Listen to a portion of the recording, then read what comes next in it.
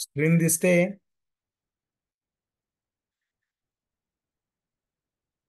हो सर, मानसशास्त्र नावालय. बरोबर.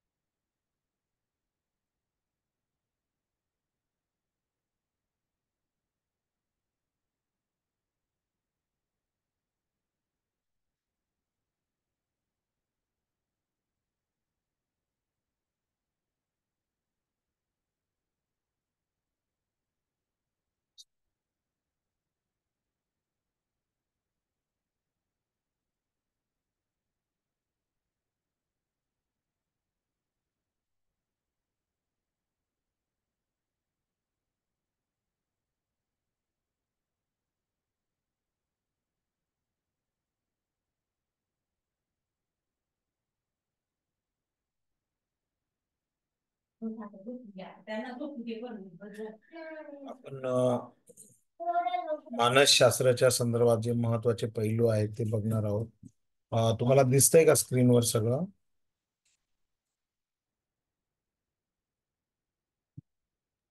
हो सर. हा, दिसतंय ना? ओके. तर आपल्याला माहिती आहे की मानसशास्त्र जे आहे ते साधारणपणे आपण जर विचार केला मानसशास्त्राच्या संदर्भात, तर वर्तनाच्या विविध पैलूंचा अभ्यास करणारे शास्त्र आहे. त्यामुळे मानसशास्त्राची अचूक व मूर्त व्याख्या करणं कठीण आहे. बरोबर आहे की नाही? आता याच्यामध्ये होतं काय आहे की पूर्वी मानसशास्त्र तत्वज्ञानाची शाखा होती. म्हणजे जे काही फिलॉसॉफी आपण म्हणतो, तर त्याची एक ब्रँच म्हणून सायकोलॉजीचा अभ्यास केला जात होता अगोदर. नंतर 19व्या शतकात काय झालं की मानसशास्त्र शास्त्र म्हणून उदयास आले. आता त्या काळामध्ये प्लेटो जो होता, त्या प्लेटोच्या मते ज्ञान हे अंतर्भूत असते. तर जॉन लॉक जो होता त्याच्या मते प्रत्येक मूल हे कोरी पाटी घेऊन जन्माला येते. आणि या ठिकाणी दोन गोष्टी आहेत, दोन शास्त्रज्ञांची एक तत्वज्ञांची म्हणूया आपण, जे फिलॉसॉफर्स होऊन गेलेत. त्याच्यामध्ये प्लेटोचं फार मोठं नाव आहे, आपल्याला सगळ्यांना माहिती आहे.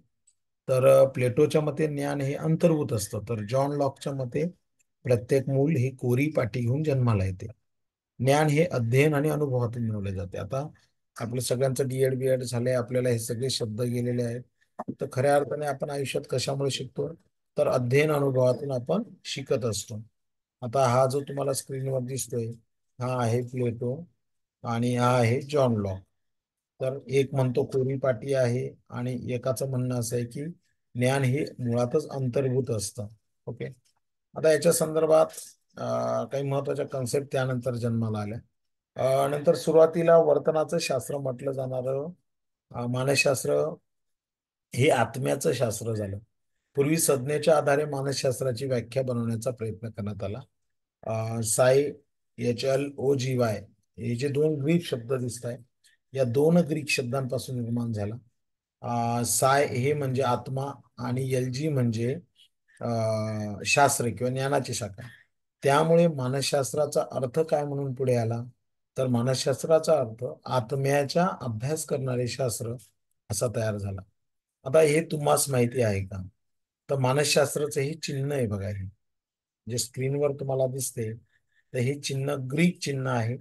मुळात जशी आपली वर्णमाला आहे, मराठीमध्ये आहे, इंग्रजीमध्ये अल्फाबेट्स आहेत, अगदी तशी वर्णमाला जी आहे ती वर्णमाला त्या ग्रीक वर्णमालेतलं 23वं मुळाक्षर हे आहे. आणि त्याचा अर्थ PSI चा अर्थ आत्मा किंवा मन असं या ठिकाणी दिलेलं आहे. ओके. तर हा एक महत्वाचा भाग आपल्याला लक्षात येईल की मानसशास्त्रासाठी हे चिन्ह साधारणपणे वापरलं गेलेलं आहे.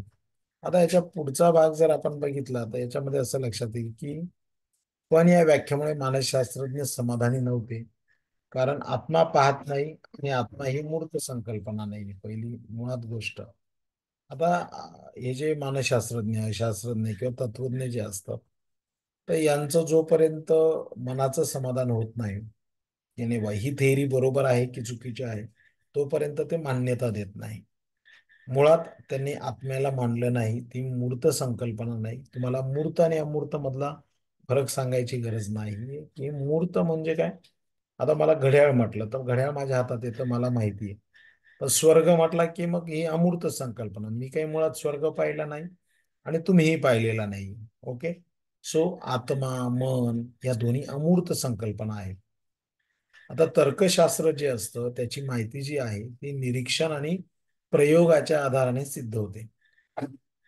जर मानसशास्त्र हे शास्त्र असेल तर मग त्याला आधार असला पाहिजे.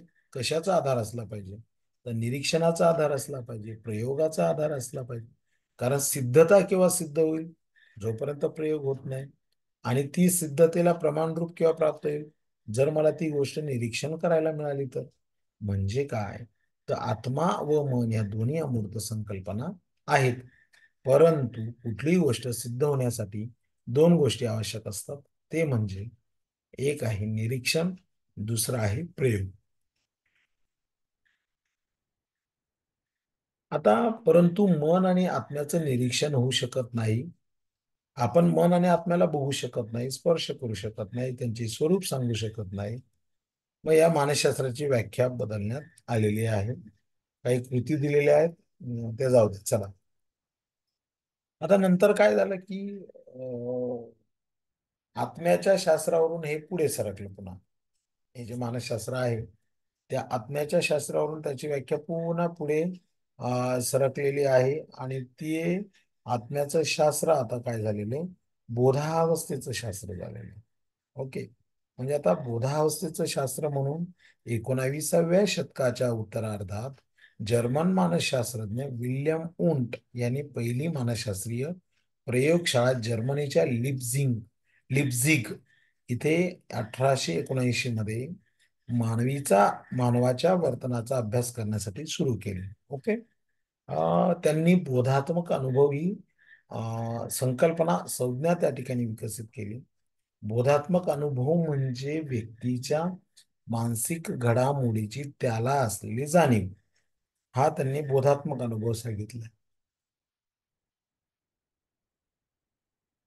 म्हणजे त्याला आपल्या जीवनात घडणाऱ्या किंवा अंतर्गत घडणाऱ्या मानसिक घडामोडीची होणारी त्याची अवेअरनेस किंवा ही जाणीव व्यक्तीच्या स्मरणात असलेल्या कशावर अवलंबून आहे? तर मानसिक प्रतिमा, इमेजेस कशा तयार झाल्या, त्याचे भूतकाळ, वर्तमानकाळ, भविष्यकाळात असलेल्या जाणीवा याच्याशी ती निगडीत असते. त्यांनी प्रतिक्रिया देण्यासाठी लागणारा वेळ, संवेदन, बोधावस्था यासाठी वेगवेगळे प्रयोग केले आणि मग खऱ्या अर्थाने मानसशास्त्राचा शास्त्र म्हणून उदय झालेला आहे. बघा, मानसशास्त्र काय असंच वरच्यावर तयार झालेलं नाहीये. तर जेव्हा मानसशास्त्राची पहिली प्रयोगशाळा तयार झाली तेव्हाचं चित्र आपल्या डोळ्यासमोर आहे. ते चित्र आपण बघू शकतो की कशा पद्धतीने मानसशास्त्राच्या पहिल्या प्रयोगशाळेमध्ये विल्यम उंट आणि त्यांचे सहकारी आपल्याला बघायला मिळत आहेत.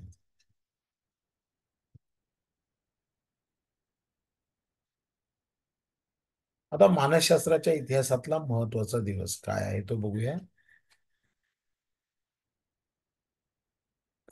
मानसशास्त्राच्या इतिहासातला महत्वाचा दिवस, कारण या दिवशी मानसशास्त्र एक पद्धतशीर शास्त्र म्हणून, स्वतंत्र शास्त्र म्हणून उदयास आले. विल्यम उंट 1832 ते 1920, 1832 ला जन्म झाला, 1920 ला मृत्यू झालाय. विल्यम उंट जे आहेत त्यांचं जे विद्यापीठ आहे ते लिप्झिग विद्यापीठ, जर्मनी. 1879 मध्ये पहिली मानसशास्त्रीय प्रयोगशाळा त्यांनी काढलेली आहे. मानसशास्त्राच्या बोधात्मक अनुभवाचा अभ्यास म्हणून त्यांनी व्याख्या केली. त्यांनी मूलभूत मानसिक प्रक्रियांचा अभ्यास करण्यासाठी वैज्ञानिक पद्धती वापरली, जसे दृश्य किंवा ऐकू येणाऱ्या उद्दीपकांसाठी जे काय म्हणतात त्याला, स्टिम्युलर्स असतात, प्रतिक्रिया देण्यासाठी लागणारा वेळ याचाही विचार केला. आणि सगळ्यात महत्वाचं, परीक्षेला जर प्रश्न आला आत्मनिरीक्षण पद्धतीचा जनक कोण आहे किंवा कोणी विकसित केली, तर विल्यम हुंट हे नाव प्रकर्षाने घ्यावे लागतं. आता जसं बोधावस्थेबद्दल विल्यम वुंट थोडा अग्रेसिव्ह झालेले आहेत, त्यानंतर मात्र अबोध वर्तनाचा अभ्यास या संदर्भात डॉक्टर सिगमंड फ्रॉइड असं नाव आहे त्यांचं, डॉक्टर सिगमंड फ्रॉइड यांनी काय केलं बघा. डॉक्टर सिगमंड फ्रॉइड यांच्या बाबतीत जर आपण पाहिलं तर मानसशास्त्राच्या अबोध अवस्थेच्या दृष्टिकोनातून विचार केला. त्यांच्या मते आपल्या वर्तनामागच्या प्रेरणांची आपल्याला जाणीव नसते. आपल्या मनाची एक अबोध पातळी असते, जिथे आपल्याला धोकादायक ठरू शकणाऱ्या तीव्र इच्छा आणि आकांक्षा दाबल्या जातात. त्यांनी लहान वयात येणाऱ्या अनुभवांवर भर दिला. त्यांच्या मते व्यक्तिमत्वाची जडणघडण पहिल्याच 5 वर्षात होते. खऱ्या अर्थाने हा जो पहिला विचार मांडला गेला आहे तो सिग्मंड फ्राईड यांनी मांडलेला आहे. तर सिग्मंड फ्राईड यांचं सुद्धा या बाबतीत मानसशास्त्रामध्ये फार मोलाचं योगदान आपल्याला दिसून येतं. डॉक्टर सिग्मंड फ्राईड 1856 ते 1939 यांचा जर आपण विचार केला, डॉक्टर सिग्मंड फ्राईड 1856 ते 1939, तर यांच्या बाबतीत बघूया जरा. हे ऑस्ट्रेलियन मानसशास्त्रज्ञ व मनोविश्लेषणाचे ते संस्थापक होते. मानसशास्त्राची अबोध व्यवस्थेच्या दृष्टीने व्याख्या, त्यांच्या मते बाल्यावस्थेतील अनुभव आणि अबोध प्रेरणा यांचा व्यक्तिवर्तनावर आणि व्यक्तिमत्वावर प्रभाव होत असतो. म्हणजे तुम्हाला लहानपणी आलेले अनुभव आणि तुमच्या प्रेरणा, पण त्या कशा प्रेरणा? अबोध प्रेरणा, म्हणजे ज्या तुम्हाला ज्ञात नाहीयेत, अज्ञात आहेत, तुम्हाला अजूनही माहीत नाहीयेत, अशा अबोध प्रेरणा यांचा व्यक्तीच्या वर्तनावर आणि व्यक्तिमत्वावर खऱ्या अर्थाने प्रभाव पडत असतो. जर व्यक्तीच्या आयुष्यात काही महत्वाच्या मानसिक समस्या दिसून आल्या तर त्याची पाळंमुळं जी आहेत, ती पाळंमुळं किंवा त्यांचं मूळ जे आहे ते लहानपणी आलेल्या अनुभवात असतं. त्यानंतर विल्यम वुंट यांच्या मते बोधावस्थेचा अभ्यास म्हणजे मानसशास्त्र. सिग्मंड फ्राईड म्हणतात अबोध अवस्थेचा अभ्यास करणारे शास्त्र. आता दोघांच्या ज्या थेरीज होत्या, त्या दोघांच्या थेरीज आपल्याला अपोजिट दिसून येतात. आता अपोजिट थेरीज असल्यामुळे यामध्ये एक गोष्ट प्रामुख्याने लक्षात येते की इथे खऱ्या अर्थाने विल्यम वुंट बोधावस्थेला प्राधान्य देतात, तर सिग्मंड फ्राईड मात्र अबोध अवस्थेचे पुरस्कार करताना दिसत आहेत. आता आधुनिक व्याख्या मात्र आणखी पुन्हा वेगळी आहे. लक्षात ठेवा, पहिले होतं बोधावस्थेचं शास्त्र, नंतर झालं अबोधावस्थेचं शास्त्र, आणि आधुनिक व्याख्यामध्ये तर वेगळंच म्हटलेलं आहे. मानसशास्त्राची आधुनिक व्याख्या अशी सांगते की मानसशास्त्र म्हणजे मानवी वर्तनाचा व मानसिक प्रक्रियांचा शास्त्र शुद्ध अभ्यास होय. जे काही मानवी वर्तन आहे, ज्या मानसिक प्रक्रिया आहेत, त्या मानसिक प्रक्रियांचा शास्त्रशुद्ध अभ्यास म्हणजे मानसशास्त्र. आता याच्यामध्ये काय काय महत्वाचं आहे तर वर्तन. आता वर्तन म्हणजे काय? तर वर्तन म्हणजे काय? घडणाऱ्या घटनांना आपण दिलेली प्रतिक्रिया. बरोबर आहे की नाही? उदाहरणार्थ, तुमच्या डोळ्यासमोर तुमचा आवडता खाण्याचा पदार्थ ठेवला आहे, त्यावेळेस तुम्ही दिलेली प्रतिक्रिया. एखादा व्यक्ती तुम्हाला शिव्या देतोय, त्यावेळेस तुम्ही दिलेली प्रतिक्रिया. एखादा व्यक्ती तुमच्याशी प्रेमाने बोलतोय, तुम्ही दिलेली प्रतिक्रिया. यामधून तुमचं वर्तन दिसत असतं. परंतु प्रत्येक व्यक्तीची एकाच उद्दीपिकाला वेगवेगळी प्रतिक्रिया असू शकते. उदाहरणार्थ, एखाद्याला एखादं व्यक्तिमत्व, एखाद्याला महात्मा गांधी आवडतात, एखाद्याला लोकमान्य टिळक आवडतात. किंवा महात्मा गांधींना उभं केलं, 4 मुलं उभे केली, 4ही मुलांना विचारलं, तर त्यातल्या एकाला आवडतील, एकाला आवडतीलच असं नाही. कारण प्रत्येक व्यक्तिमत्व, प्रत्येक पर्सनॅलिटी डेव्हलपमेंट आहे, डिफरंट आहे. प्रत्येकाची अभिरुची वेगळी आहे, प्रत्येकाची अभिवृत्ती वेगळी आहे, प्रत्येकाचं व्यक्तिमत्व वेगळं आहे. म्हणजे वर्तन हे काय असतं तर 2 गोष्टींमध्ये असतं. एक असतं व्यक्त स्वरूपात, दुसरं असतं अव्यक्त स्वरूपात. व्यक्त वर्तन हे प्रत्यक्ष निरीक्षणावर अवलंबून असतं. उदाहरणार्थ, चालणे, बोलणे. म्हणजे एखादा व्यक्ती तुम्हाला बाहेरून, तुम्ही म्हणता हा बाहेरून वेगळा आहे, आतून वेगळा आहे, जे काही बाहेरून तुम्हाला दिसतंय ना ते व्यक्त वर्तन झालं. आणि अव्यक्त वर्तन हे निरीक्षण नसतं. म्हणजे विचार करणं, भावना करणं, भावना व्यक्त करणं. म्हणजे एखादा व्यक्ती एखाद्या गोष्टीबद्दल कशी भावना ठेवतो, एखादा व्यक्ती एखाद्या व्यक्तीबद्दल किंवा एखाद्या घटनेबद्दल कसा विचार करतो, ते अव्यक्त वर्तन झालं. म्हणजे उदाहरणार्थ, चालणं, बोलणं, नाचणं हे व्यक्त वर्तन आहे. आणि अव्यक्त वर्तन कसं आहे? निरीक्षणक्षम नसतं, जसं विचार करणं, भावना व्यक्त करणं. आता याच्या बाबतीत अजून पुढे जाऊन वेगळ्या गोष्टी आपल्याला दिसून आलेल्या आहेत. अजून योगदान कोणाकोणाचं आहे ते आपल्याला इथे बघायला मजा येईल. आता वर्तन झालं, आता मानसिक प्रक्रिया. आता मानसशास्त्रामध्ये आपण वर्तनाच्या अंतर्गत व बाह्य घटकांचा विचार करतो. आता अंतर्गत घटक कोणते आहे, तर साधारणपणे मानसिक प्रक्रिया जर आपण पाहिल्या तर विचार ही अंतर्गत प्रक्रिया झाली. स्मरणशक्ती, विस्मरण, भावना, प्रेरणा, अवधान, संवेदन, ह्या सगळ्या सगळ्या मानसिक प्रक्रिया आहेत. ओके, हे झालं मानसिक प्रक्रिया. दुसऱ्या वैज्ञानिक पद्धती. आता वैज्ञानिक पद्धती रिलेटेड टू एक्सपेरिमेंट असणार आहेत. प्रयोग म्हणजे काय, तर व्यक्तीचे नियंत्रित पद्धतीने केलेले वस्तुनिष्ठ निरीक्षण. काय करतो आपण प्रयोगामध्ये, करतो काय की एक कंट्रोल सिस्टीम असते आणि व्यक्तिनिष्ठ न करता वस्तुनिष्ठ निरीक्षण केलं असतं. मग इथे काय करतो संशोधक किंवा जो प्रयोग करता असतो, तो स्वतःचे ऍझम्पशन्स ऑब्झर्व करतो, स्वतःचे गृहीतक निरीक्षण करतो आणि प्रातिनिधिक समूहाकडून मिळालेली माहिती गोळा करतो, त्यानुसार अनुमान बनवतो. आता उदाहरणार्थ आजच्या सकाळ पेपरला आलेलं आहे की विधानसभेमध्ये असा असा निकाल लागणार आहे. मग त्यांनी सर्वेक्षण केलं. मग सर्वेक्षण करताना पूर्ण महाराष्ट्राची जनता घेतली का, नाही. तेव्हा ठराविक जिल्ह्यातले काही ठराविक लोक घेतले. उदाहरणार्थ पूर्ण महाराष्ट्रामध्ये त्यांनी 80,000 किंवा 8,000 लोकांचा सर्वे केला. त्यांच्याकडून आलेले निष्कर्ष त्यानुसार मग सांगितलं की कोणतं सरकार येऊ शकतं. तसं या मानसशास्त्रामध्ये जे काही गृहीतक आहेत त्यांचे निरीक्षण केले जातात, प्रातिनिधिक समूहाकडून मिळालेली माहिती घेतली जाते, त्यातले अनुमान बनवले जातात आणि हीच अनुमाने मानवी वर्तनाचे विश्लेषण करण्यासाठी आणि भविष्यातील वर्तनाचे पूर्वकथन करण्यासाठी वापरण्यात येऊ शकतात. ओके, हा याच्यामधला भाग आहे. आता पुन्हा प्रश्न येतो की वर्तन म्हणजे काय. बघा आतापर्यंत बरीच नावं गेली. सिग्मंड फ्राईडचं नाव गेलेलं आहे. अजून कुठल्या शास्त्रज्ञाचं नाव घेतलं आपण सिग्मंड फ्राईडच्या अगोदर? हं? विल्यम वूडच्या बाबतीत पाहिलं, सिग्मंड फ्राईडच्या बाबतीत पाहिलं. हं? आता आपल्याला कोणाबद्दल बघायची माहिती, तर तो आहे जॉन बी वॅटसन. वर्तन म्हणजे काय, तर या बाबतीत जॉन बी वॅटसनचं काय म्हणणं आहे ते सुद्धा आपण बघूया.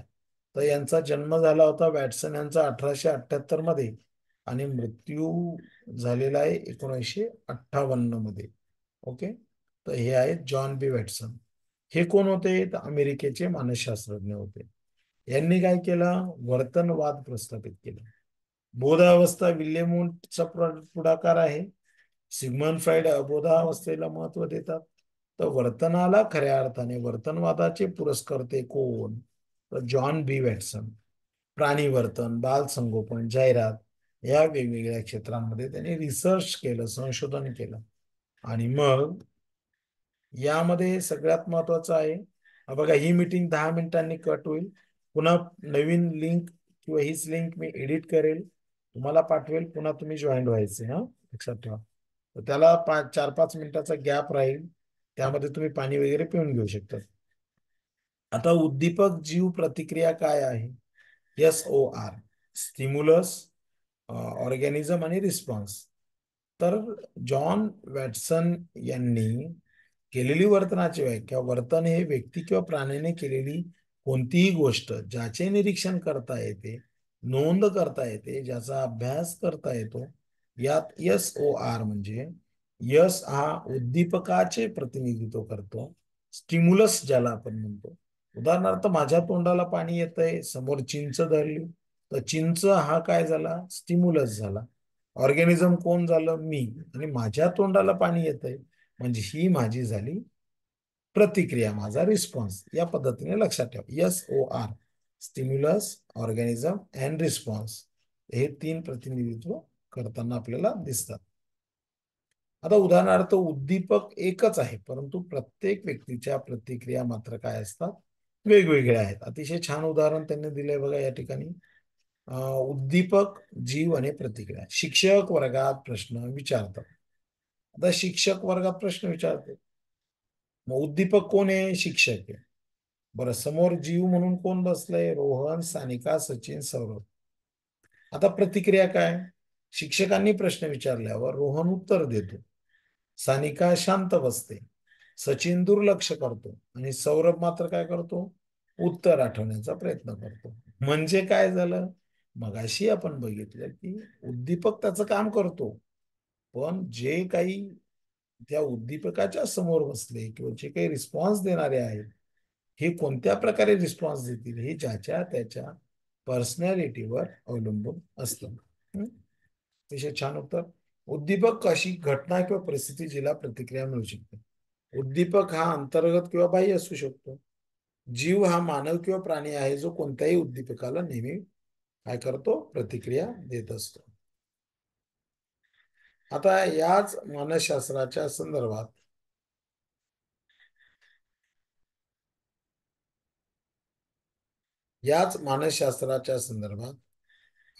आता हे अगोदर हे बघूया आपण. आता हे जे वर्तन आहे त्या वर्तनाचे दोन प्रकार पडतात. एक अंतर्गत वर्तन, बाह्य वर्तन, असे दोन प्रकार आहेत. बाह्य वर्तनामध्ये चालणे, खेळणे, नृत्य करणे, गाणे म्हणणे, भांडणे या गोष्टींचं निरीक्षण केलं जातं. तर अंतर्गत वर्तनात मानसिक क्रिया येतात, जसे भावना, विचार करणे, आठवणे, विचारणे इत्यादी, ज्यांचे निरीक्षण होऊ शकत नाही. व्यक्ती ज्या रीतीने समस्या व घटनांना प्रतिक्रिया देतो यामधून त्याचं मापन होऊ शकतो की तो कशा पद्धतीने बिहेव करतोय, कशा पद्धतीने रिस्पॉन्स देतोय, हे त्याच्यावरून ठरत असतं. मानसशास्त्र म्हणजे अंतर्गत व बाह्य वर्तनाचा अभ्यास होय. वॅटसन यांच्या विचारांशी जर तुम्ही सहमत आहात का, या व्याख्येच्या मर्यादा काय, काही उदाहरणांच्या आधारे स्पष्ट करा. आता बोधात्मकतेचा अभ्यास साधारणतः 1950-60च्या दशकामध्ये मानसशास्त्राच्या अभ्यासाचा केंद्रबिंदू वर्तनावरून बोधात्मकतेकडे सरकलेला आहे. ओके. आता याच्यामध्ये सगळ्यात महत्वाची विचार आपल्याला दिसून येतो की मानसशास्त्रज्ञांना संवेदन, विचार, स्मरण इत्यादी व इतर उच्च दर्जाच्या मानसिक प्रक्रियांमध्ये रस वाटू लागला. आता बोधात्मक मानसशास्त्रज्ञ कोणती मानसिक प्रक्रिया, कोणती प्रतिक्रिया निर्माण करू शकतो याचा विचार करू लागले. आता या संदर्भात तक्ता 1 आपण बघणार आहोत. हे आपल्या संदर्भासाठी दिलेलं आहे. भारतामध्ये कोणी कोणी खऱ्या अर्थाने मानसशास्त्राबद्दल योगदान दिलेलं आहे. 1916 मध्ये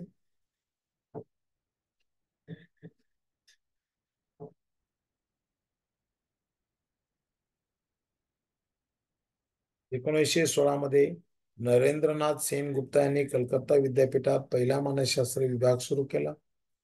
1925 इंडियन सायकोलॉजिकल असोसिएशनची स्थापना, इंडियन सायकोलॉजिकल जर्नलची संशोधनाची या ठिकाणी सुरुवात झालेली आहे. 1940 मध्ये काय झालं, कलकत्त्यामध्ये लुंबिनी पार्क येथे मनोरुग्णालयाची स्थापना झाली. 1945 ते 1949 संरक्षण संशोधन खात्याची मानसशास्त्र शाखा स्थापन करण्यात आली, जी भारताच्या विज्ञान आस्थापनेचा भाग आहे. देन पुढे आहे 1955 बेंगलोरमध्ये राष्ट्रीय मनो आरोग्य मेंदू विज्ञान संस्था NIMHANS सुरू झाली. त्याला राष्ट्रीय मनो आरोग्य व मेंदू विज्ञान संस्था असा शब्द आहे. NIMHANS असं लक्षात ठेवा. 1962 मध्ये भारतीय उपयोजित मानसशास्त्र अकादमी स्थापन झाली, IAAP ची स्थापना झाली. 1962 मध्ये रांचीमध्ये मानसिक विकृतींसाठी रुग्णालय स्थापन करण्यात आले.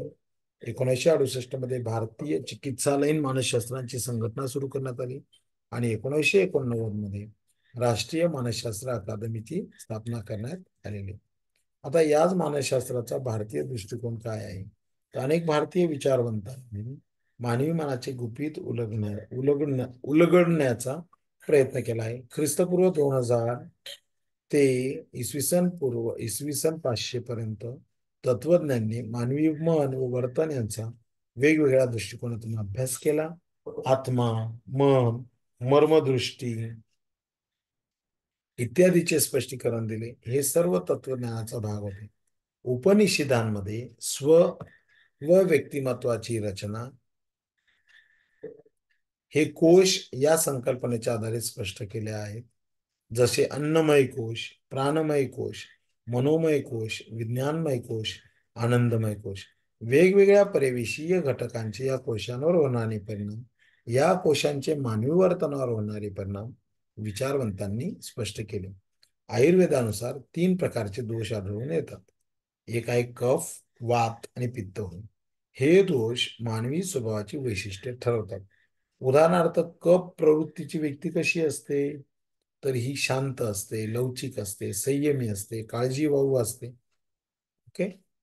त्यांची स्मरणशक्ती दांडगी असते. असे म्हटले जाते की अशा व्यक्तींना कुठलाही विषय समजून घेण्यास वेळ लागू शकतो, परंतु एकदा समजले की दीर्घकाळ आपल्या स्मृतीत त्याचे जतन करू शकतात. वात प्रकृतीच्या व्यक्ती या लहरी असतात. त्यांची मनस्थिती व विचार हे सतत बदलत असतात. त्यांना पटकन राग येतो, पण शांत सुद्धा ते पटकन होतात. हे कलाक्रमी असतात. पित्त प्रकृतीच्या व्यक्ती अतिशय हुशार असतात आणि शीघ्रकोपी सुद्धा असतात. हे यातून आपल्याला बघायला मिळत आहे. त्यानंतर पुढे आहे कफ वात पित्त यांची अधिक लक्षणे शोधा. ते जाऊ द्या. दोषांच्या व्यतिरिक्त गुण या संकल्पनेच्या आधारे सुद्धा मानवी स्वभावाचे विश्लेषण केले जाऊ शकते. हे गुण 3 प्रकारचे आहेत, तुम्हाला सगळ्यांना माहिती आहे. पहिला जो गुण आहे तो आहे सत्वगुण, राजस गुण आणि तामस गुण. हे 3 गुण असतात. या गुणांचा प्रभाव व्यक्तीच्या वर्तनावर दिसून येतो. उदाहरणार्थ, तामस जो गुण असतो, या तामसी व्यक्ती या सुस्त आणि आळशी असतात, कामसून असतात, म्हणजे एकदम आळशी असतात, काम करायला त्यांना आवडत नाही. ते प्रत्येक गोष्टीत नेहमी उदासीन असतात. जे राजस असतात, राजसी व्यक्ती अहंकारी असतात. ओके. आता याच्यामध्ये छान वर्णन केलंय बघा. ते स्वप्रतिष्ठेला जातात. सर्व काही त्यांच्या मनाप्रमाणे घडले पाहिजे असे त्यांना वाटते. ते भांडखोर असतात. सत्वगुण असलेल्या व्यक्ती ह्या शांत आणि समजूतदार असतात. ते त्यांना नेमून दिलेले कामे काळजीपूर्वक वेळेत करतात. त्यांना वास्तवाचे भान असते, त्यामुळे ते समजुतीने वागतात. हे 3 गोष्टी लक्षात ठेवा. रजोगुण, तमसगुण आणि सत्वगुण. यातला सत्वगुणाला अनन्यसाधारण महत्व आहे. इसवी सन पूर्व 5व्या शतकामध्ये योगसूत्रामध्ये पतंजली जे आहेत, पतंजली यांनी वैज्ञानिक दृष्टिकोन असलेले ते महान योगी होते. त्यांनी वेगळ्या पातळ्यांचा अभ्यास केला आणि आध्यात्मिक उन्नतीचा मार्ग दाखवला. अष्टांग योग नावाचा सिद्धांत आजही त्यांचा उपयुक्त ठरलेला आहे. यम, नियम, चार्जर घे ना, 1 मिनिट, लॅपटॉपचं चार्जर. यम, नियम, आसन, प्राणायाम, प्रत्याहार, धारणा, ध्यान, समाधी हे अष्टांग योगाचे 8 भाग त्यांनी सांगितलेले आहेत. बघा, समाधीपर्यंत पोहोचण्यासाठी पहिले यम असतो, नियम, मग आसन, त्यानंतर